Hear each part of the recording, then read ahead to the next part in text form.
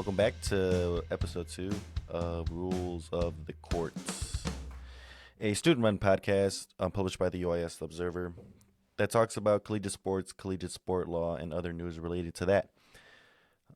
Today's episode, I promised that we would talk about employment statuses of collegiate students and what that means.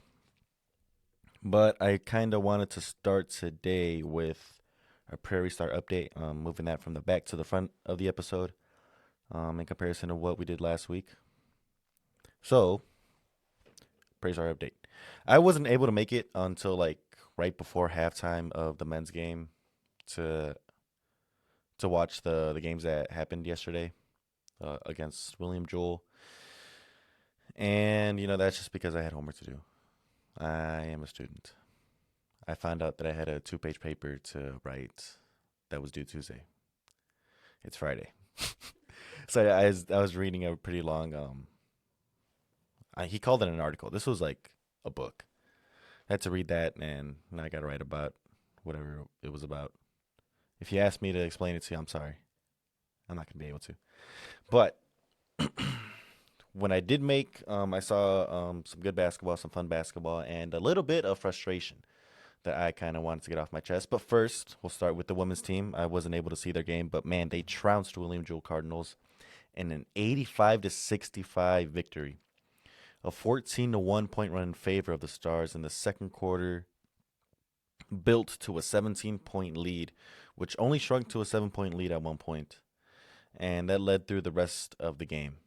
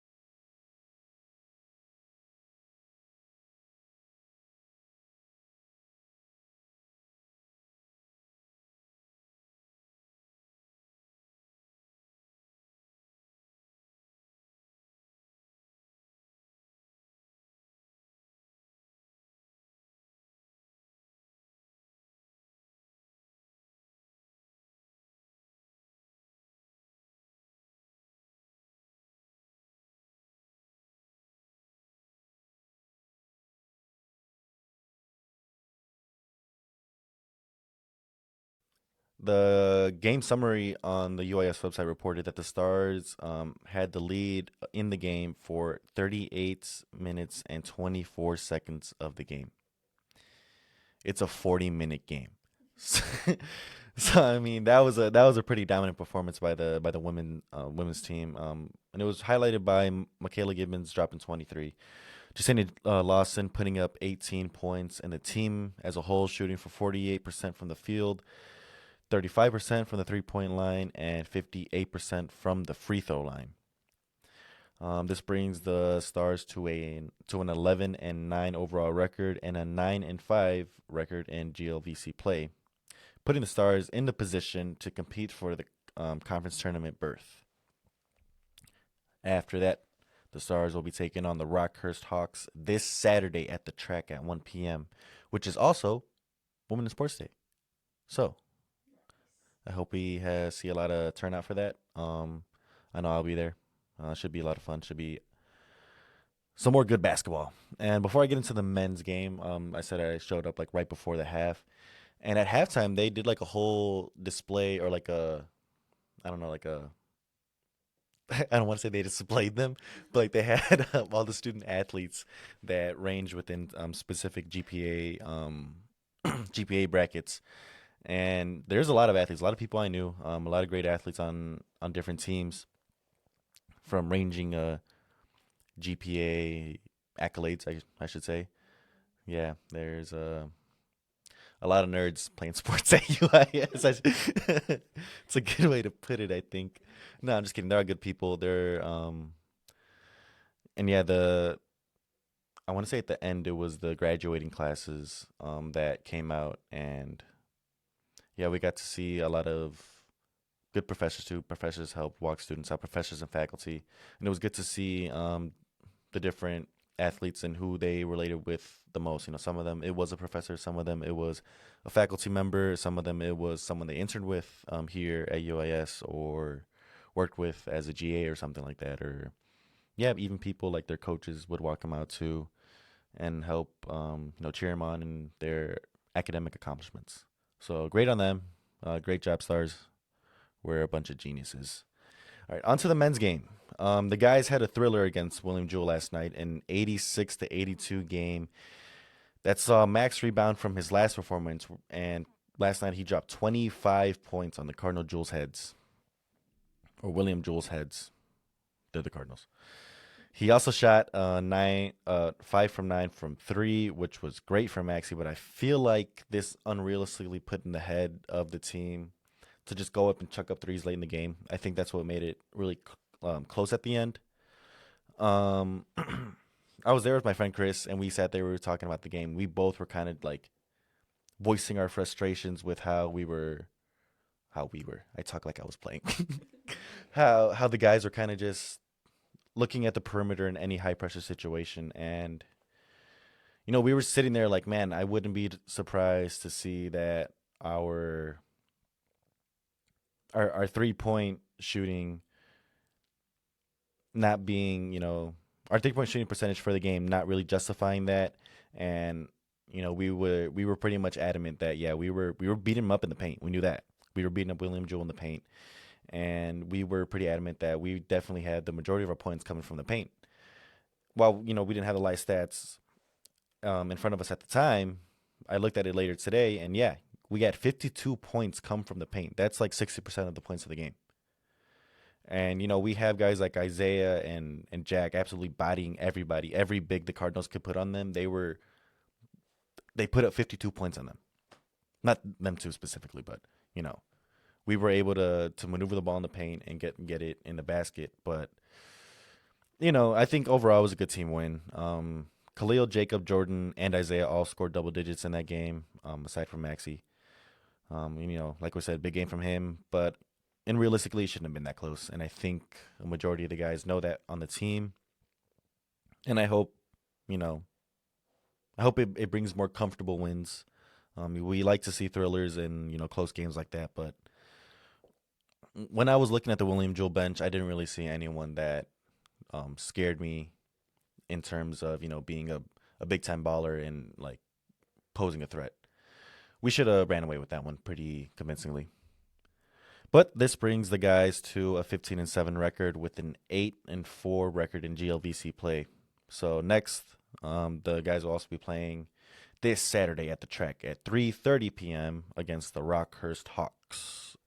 Hope to see you guys there. Should be a good game. Let's see what these guys can do off a one-day break. Also, today, the Shooting Stars are currently on their way to compete in the Lewis University Invitational held at the Gatley Center in Chicago, Illinois. I told my grandpa to go out there to check that one out. We'll see if he does. They should be arriving soon. My good friend and Student Athletic Advisory Committee President and future guests on the show, Jade Aubrey was providing me with updates on their travels and how things are going with them. And from the sounds of it, it sounds like the teams are pretty eager to get off that bus and get to competing, get to putting up good numbers like they did last week in Michigan. So I'll provide updates on their performance next week. But let's go Stars. Let's run fast. Let's run smooth. Now, I know I promised that on this episode I would talk about what student employment would mean for collegiate athletes and D2 athletes and and athletes of what did I say? Non-revenue generating sports. But you know, the fact that it's not really in practice now is hard to say what it would look like. I know we can make all of these assumptions of what would happen, what could happen, what comes to court, what doesn't come to court, and what is answered by the courts and what isn't answered by the courts in the cases that we do have now, like Johnson that we talked about last week, and or not last week, last episode. But yeah, so I think that this is more going to be just a short discussion on maybe exploring my own opinion of this, because realistically, this kind of discussion and this thing of employment of student athletes or the employment statuses of student athletes, I don't really have a decided, or I guess I haven't really decided on whose side I'm on. On the one hand, you have the NCAA, and someone who's a legal studies major with a sports management minor doesn't necessarily want to burn down too many bridges this early in his career. I think that I would have to maybe reserve some of my opinions on some things, or maybe not just or just like avoid being as rambunctious or like as passionate as I tend to be in private conversations. Because ask anyone I know, one thing I hate doing is reserving what I have to say. I don't like having to think about what I have to say with the idea that I could get in trouble for it. Not that I say anything that would get me in serious trouble, but I say things that can get me in trouble with specific people, like voicing my opinions. But on the other hand, you have, honestly, I don't want to split into two camps, because here's the thing. Not that I'm against the NCAA in this discussion of the employment status of students, or that I think the NCAA is right in wanting to avoid this and avoid antitrust legislation. The side I am on is on the side of the students.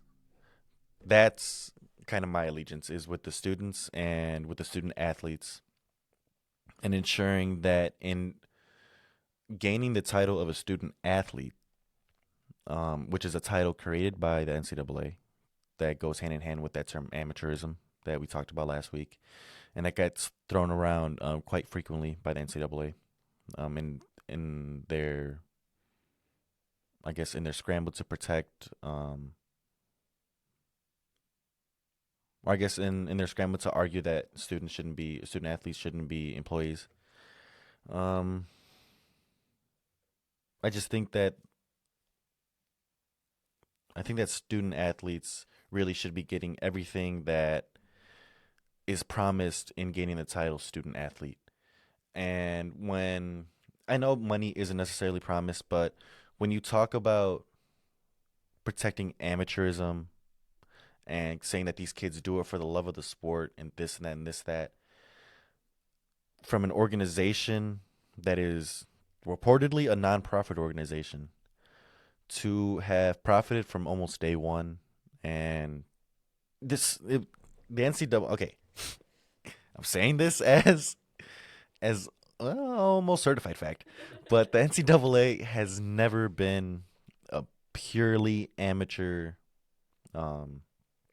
outset. Just as the Olympics never has. There's always some kind of profit margin at the end. Someone's making money and someone isn't making money. And in this case, the someone not making money is the student athletes, and the someone making money is the NCAA. This is a billions of dollars business. $16 billion business that has grown exponentially over time, especially with these new TV deals that are in the billions of dollars. They've exited the millions of dollars. These TV deals are in the billions of dollars now for conferences. And to get the title of student athlete and not have any share or any hand in that, aside from bringing in the money or being the labor that brings in the money for wherever this money goes. I don't even know what happens to that $16 billion. I know I'm pretty sure that money is comprised of like all the schools and how much they make from their respective sports. But in terms of like the what's it called, the television deals, that's all to the conference, that's to the school, and that back to the NCAA as well. But I think students should be able to get their share, and whether that share includes money, whether that share includes employment status, whether that share includes the ability to collectively bargain and the ability to form a union. I think that the students should always have the ability to get what's promised. And right now, we're in a phase where the sporting world, the collegiate sporting world, is changing so rapidly that those promises are also changing, and I think they need to be addressed and need to be answered. So, where did this specific topic come from? Where did this discussion come from? Who was the first one to say that maybe student athletes should do something about this and form a union? Well, we can go back to 2015 in, I want to say it was Northwestern here in Illinois, where students attempted to unionize, and in that case, I think they brought it to the NLRB, the National Labor Relations Board, and there they were able to argue the case for unionization and student unionization within a private school, because Northwestern is a private school, and this was pretty much, or I guess them arguing that was pretty much the end of that case. The NLRB famously is for students or student athlete recognized employment. Um, but in this case, the NLRB kind of just looked at, I guess you can call it the optics of this case, and decided that it wasn't enough to bring a heavy hammer down on the NCAA. To rule on one private school versus being able to, what they do now, and called out multiple public schools and multiple private schools. Um, they kind of made a business decision and decided to not take up this case, or not take up that case in Northwestern. But I think the more modern conversation comes from Alston, the case that we talked about last week, that legalized NIL, the ability for students to make money off of their name, image, and likeness. And in that case, the most, I guess not the deciding, the opinion of the case was, it was pretty narrow to the facts of this case, of the Alston case. It was very specific to Division I football and other revenue generating sports like your women and men's Division I basketball. But the kind of overarching aspects of the decision was that of the NCAA possibly being violators of antitrust law, and the justices, or I guess the justice and Justice Kavanaugh, who wrote the opinion, Justice Kavanaugh refusing to explicitly state whether student athletes are employees. However, Kavanaugh did state that he believes that the NCAA model would be completely illegal in almost any other industry in terms of antitrust violation and just their functioning model. And I think that's just kind of obvious almost in the way that the NCAA functions. They prior to NIL and what brought the case to the Supreme Court, the NCAA was heavily restricting the rights and of free trade and to freely act in a market of these students by restricting their ability to make money or profit off of their name, image, and likeness. And that's what the courts found. But Kavanaugh refused to touch on the discussion of students or answer, I guess, whether students are then employees of either their school or their conference. Kavanaugh does encourage collective bargaining, collective bargaining and unionization among students. So that's kind of where we are now, and we've seen it again in another case in California, which is it. I want to say this case is beginning at the exact same circuit court that Alston began at, which legalized NIL.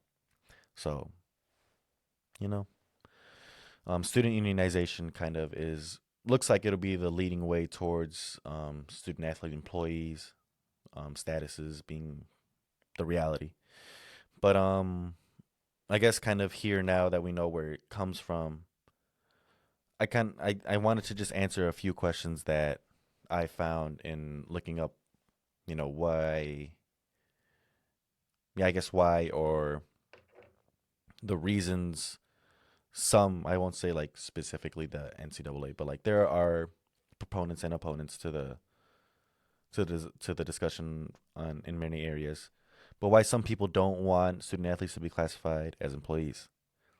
And one of them, like we said before, is to protect amateurism. And I kind of went on a rant about that and how the NCAA never really has been a completely amateur and completely non-profit organization because they profit a lot.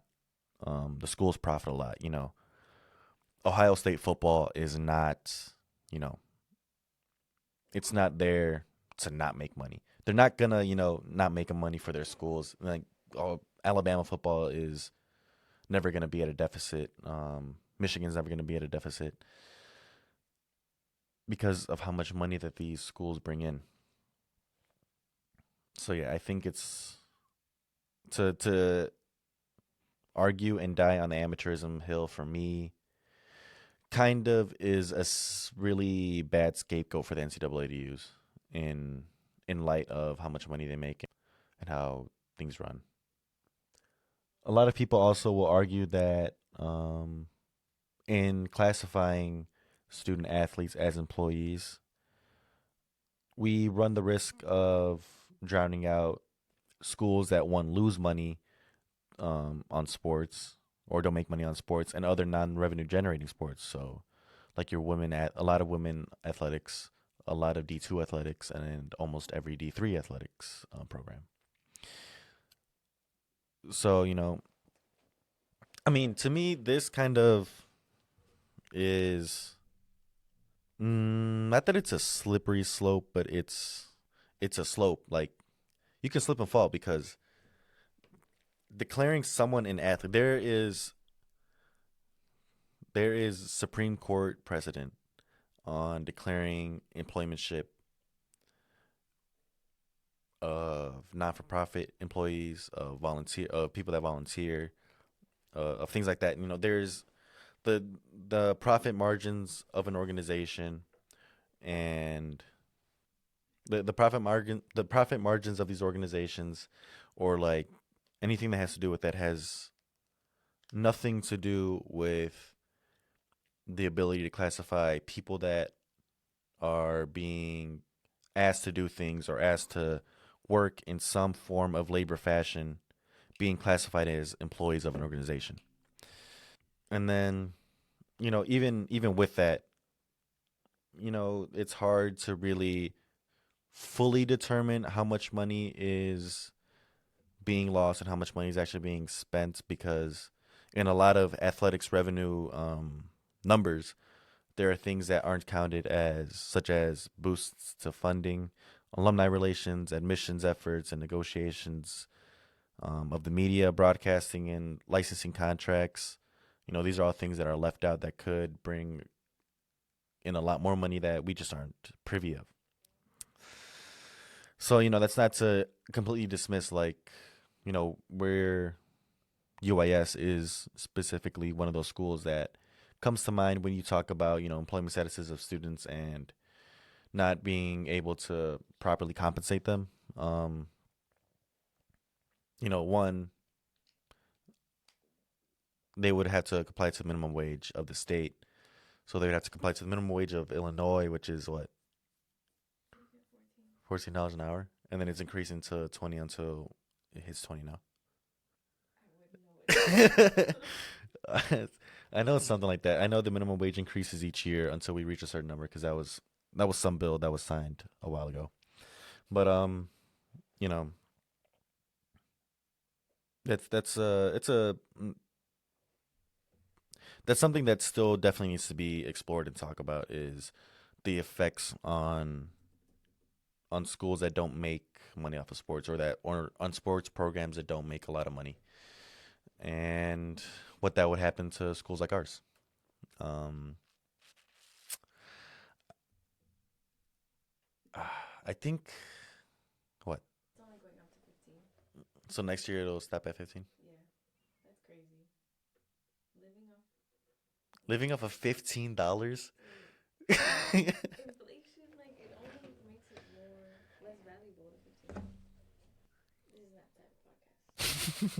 We're an inflation podcast now.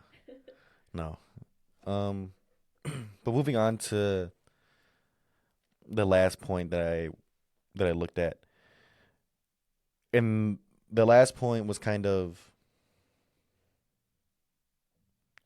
weird to me because the question was what would happen if other groups, student groups, attempted to classify or want to be classified as employees. Because then there was the idea that, well, the student band, they're traveling with the team, they're practicing on the field, they're doing this, that, they're doing this, that, they're doing this and that. Why can't they be classified as employees? Or the student drama club. Well, I guess not club, but the student theater. What if they're traveling, they're putting on shows, they're going here, they're going there, they're doing that. They're generating revenue for the school in some fashion. Why can't they be classified as employees? Well, to that, I say, we're not talking about that. We're talking about, right now, this conversation is about student athletes and the fact that, or the idea that it can grow out to the student band or the student run theater or even the student newspaper or even other student workers on campus. I'm also a student worker. I'm a resident assistant on campus. What if it's the resident assistants union? This is true. So then, yeah, I guess it would just have to be like performative students, the cheerleaders. The cheerleaders need to. Well, cheerleaders are already athletes. They compete. Who else? Who can be an employee? Who are we employing? The newspaper. I mean, yeah, because we don't work for the news, but But this is a class, technically. Yeah, but anyway, um, I the fact that's the discussion that's being had. I think it's beneficial.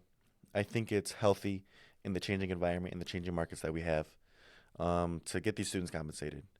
Like I said, kind of at the beginning of this conversation, I'm on the side of the students. I'm on the side of the student athlete, and I think that everything that they are promised in getting a student athlete title should be given to them.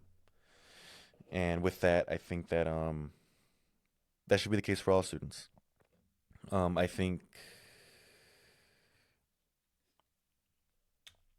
how do I want to say this? Because I kind of got to be political in the way that I talk about the NCAA. The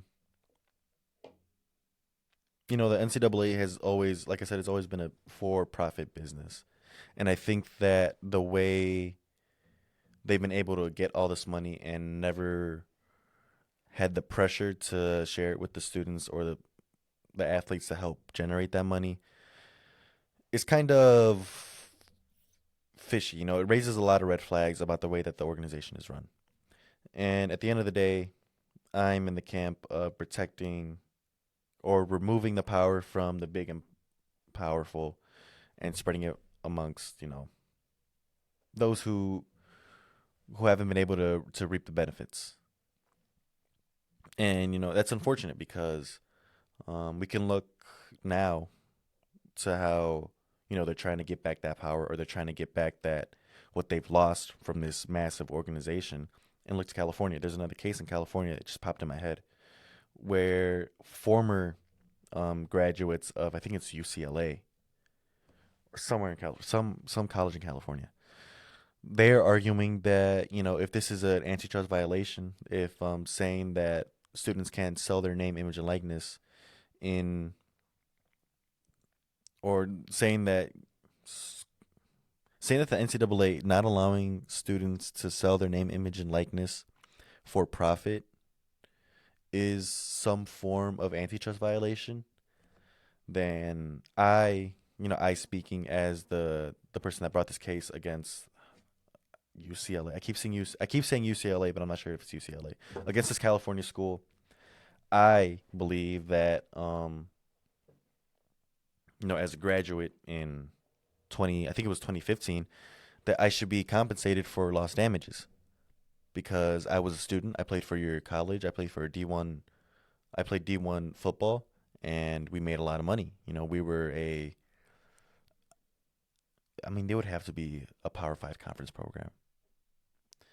We made a lot of money, and I think that I should have been compensated this much, based on how much I could have gotten off of NIL if I had been allowed to back when I was still in school.